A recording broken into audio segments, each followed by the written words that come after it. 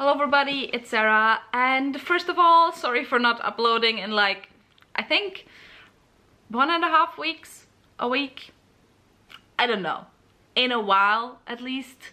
I don't know, I for some reason really wasn't motivated to sit down and film after my year-end video, so I guess I just didn't do that. But today I am back, and I am back with a review, and that review is going to be of Kaikeyi by Vaishnavi Patel.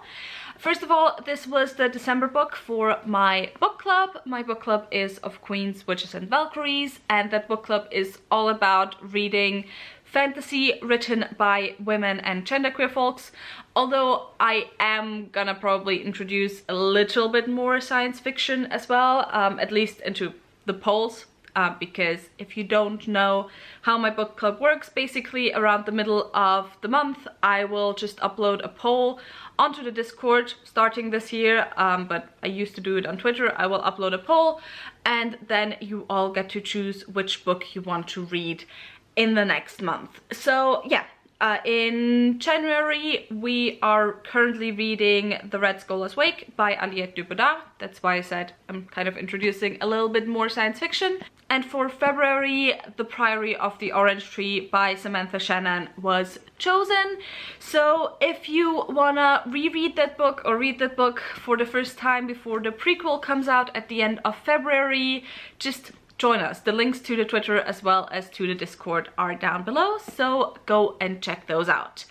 But now that we have that self-promotion, book club promotion once again out of the way, today we are talking about Kaikeyi by Vaishnavi Patel. This is a retelling of the Ramayana. It is often compared to Circe, although I have to say I don't think it has that much necessarily in common with Circe. The thing where both books are very similar is that both of the books retell an epic or multiple epics, an epic cycle, I guess in the case of Circe, from a specific mythology, and they center a female character that is often vilified within that epic or within mythology. In the case of Circe, obviously, that is the sorceress Circe, and in the case of Kaikeyi, that is Kaikeyi. So Kaikeyi in the Ramayana, I mean, I have not read the Ramayana, but as far as I understood it, and as far as the title gives us a hint, the Ramayana is the story of the god Rama. And Kaikeyi within that story is the wife, or one of the wives of Rama's father, who is a king, and often gets, as far as I understood it, quite vilified in the original story. Now Vaishnavi Patel's retelling follows Kaikeyi from, I would say, her younger teenage years into maybe her 40s, possibly. And it centers obviously the figure of Kaikeyi. It looks at her motivations for why she made certain decisions and so on. And so now that you somewhat know what this book is about, once again I spent way too long on summarizing it, let's talk about my thoughts on the book. So as always, when it comes to my thoughts on this book, I want to start with the negative thoughts, although maybe I want to first start with some kind of neutral thoughts. And that is, as I said, this book is quite often compared to Circe. However, I am very happy for myself, and that's also why I want to mention it in this review, that in terms of my expectations when it was compared to Circe, I kind of narrowed those expectations down to the book being a retelling of mythology centering a woman or a female figure who is quite often vilified, and that I didn't, you know, broaden those expectations to expecting an incredibly beautiful writing style and so on. Now, when I say that, I don't mean that this book isn't written prettily or beautifully or well written, because I absolutely do think that this book is really well written and I really did enjoy the writing style. However, as some of you might know if you've been on my channel for longer, when it comes to writing, Madeline Miller is one of my top 3, if not top 2 authors. Like, if you were to ask me what my top authors were in terms of writing, the 2 authors I would instantly tell you are Madeline Miller and Nhi Vo. So, you know, I love Madeline Miller's writing. And I think if I had expected the writing in this book to be comparable to Madeline Miller, whether in style or whatever else, I think I might have been slightly disappointed with this book. So I think it's an absolutely good thing that, you know, the expectations that I had very much were just narrowed down to its centering a woman in mythology who is vilified, as I mentioned already. But as I said, that's not really a negative thing, it's more of a neutral thing. So next, the one negative thing that I really have to say about this book is that I wasn't particularly a fan of the ending, and I'm kind of trying to find a way to say it without spoiling anything, but it's not that the ending in and of itself was something that I had an issue with, like not at all actually. Like if you were to take the ending on its own, I would enjoy it. If you were to take the rest of the story without the ending, I loved it.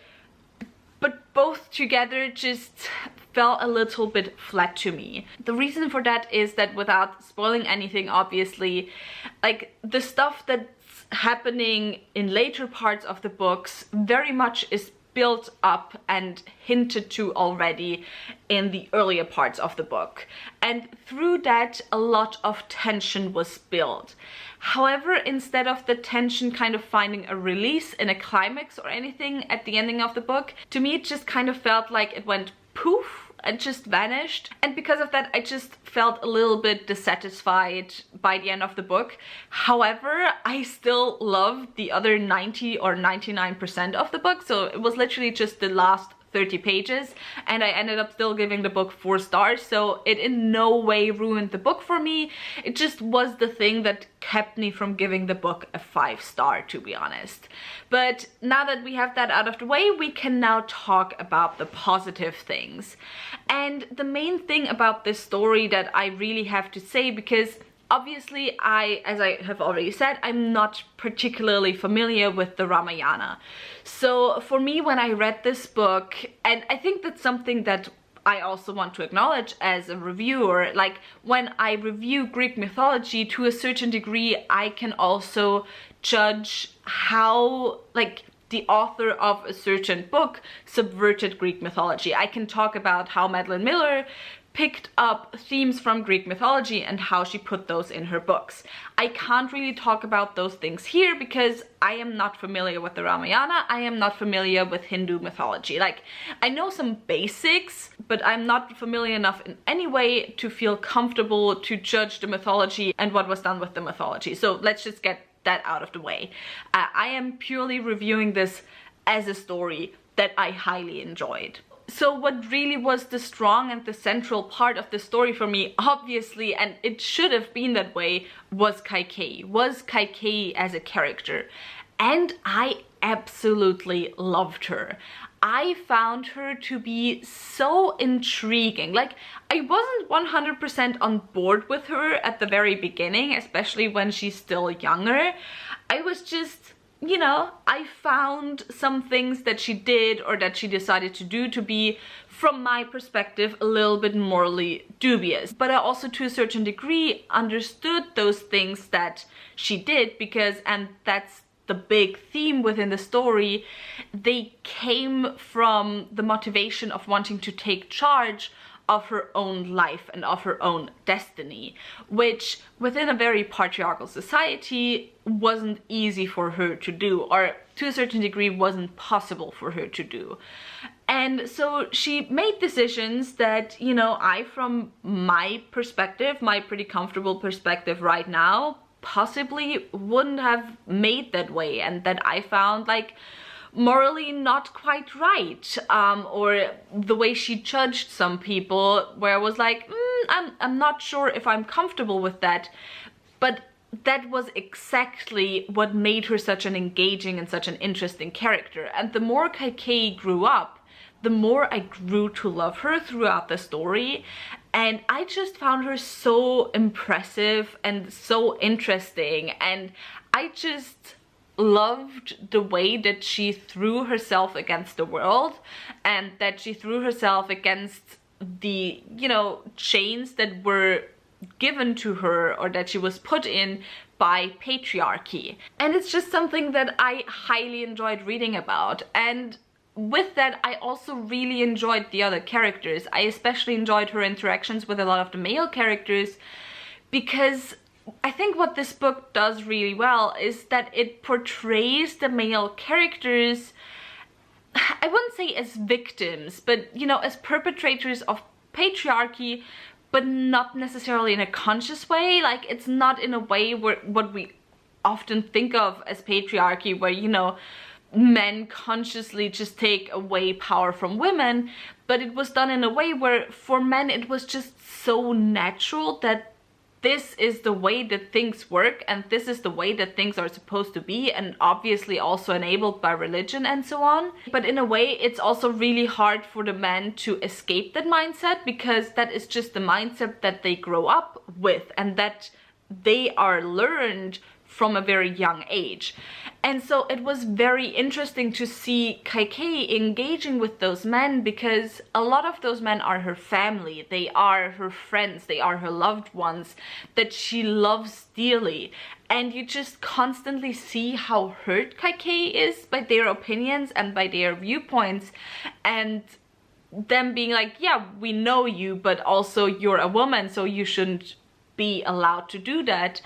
And it was just like, I really enjoyed reading that in the book. And it's definitely a very emotional book to read as well, because you're just constantly in the mind of Kaikeyi and you just see the world through her eyes. And even if you don't particularly agree with something that she says or that she does, it's like, it's understandable. And so I think it's just like, Vaishnavi Patel is an amazing author at catching those personal feelings, and so I definitely hope that she is going to continue publishing in the future, that maybe she's gonna continue publishing also retellings of Hindu mythology, because it's definitely something that we don't have a lot of. Like, we have a lot of feminist retelling, and I'm just putting it in quote because, you know, it's more like a genre at this point. But you know, we have a lot of retellings of Greek mythology subverting the kind of patriarchal structures that are read into Greek mythology. And I'm like purposefully saying read into Greek mythology because obviously a lot of that is there, but a lot of that is also, or was also put there because of translations. So we have a lot of that with Greek mythology already, and I don't think we should stop publishing those. Like, I still enjoy those types of retellings, but I just, like, I want to see more of those retellings from other mythologies. And to a certain degree, they are maybe not as enjoyable to me on, you know, an intellectual or whatever level, because I am not as familiar with a lot of other mythologies compared to Greek mythology. But I think that's why it's also so precious and so important to read those and to publish those. And I am definitely interested now to look more into the Ramayana and just, you know, to see how Kaikeyi is portrayed in the original myth. Again, the quotes, because I don't believe there's such a thing as an original myth, because mythology goes through a lot of iterations before the point that we know it as today. So yeah, but that's basically my review for Kaikeyi. If you have read the book, tell me in the comments down below what were your thoughts on it.